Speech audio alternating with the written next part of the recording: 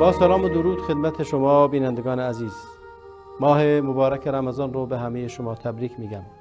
فرصت بزرگی است که خداوند به همه ما عمری داده است تا اینکه این ماه مبارک رو دریابیم و این فرصت رو غنیمت بشماریم.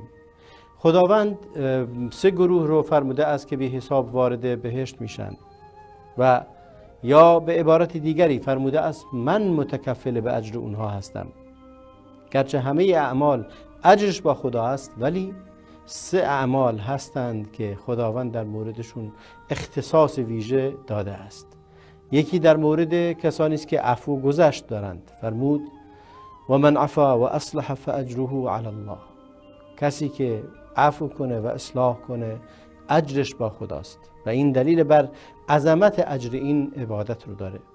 و در مورد انسانهای بردبار هم فرمود انما یوفی الصابرون اجرهم بغیر حساب. همانا که خداوند اجر بی حساب به صابرین میدهد. و در مورد روزداران هم فرمود در حدیث قدسی قال الله عز وجل الصوم لی و انا اجزی به. روزه برای من است و من جزای روزه رو میدهم. اگر در این ماه گذشت کنیم، در این ماه صابر و بردبار باشیم و روزمون رو هم کامل بگیریم، اجر بی حسابی رو از خداوند دریافت کرده ایم. این ماه ماه تغییر است. خودمون رو عوض کنیم، از این عادات بدی که تا به امروز داشته ایم خودمون رو اصلاح کنیم و بعد از رمضان چیزی دیگری بشویم.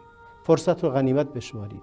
بنده هم از اینجا از همه شما که از من گله‌ای دارید عفو کنید. اگر گفته های بنده شما را آزرده است ببخشید. اگر با نشستنتون پای تلویزیون ساعاتی از وقتتون رو گرفتم، بنده رو عفو کنید و برای ما هم در شبکه دعا کنید. ما برای شما دعا میکنیم. خداوند عبادت و طاعات این ماه مبارک و همه اوقات دیگر رو از همه ما بپذیرد.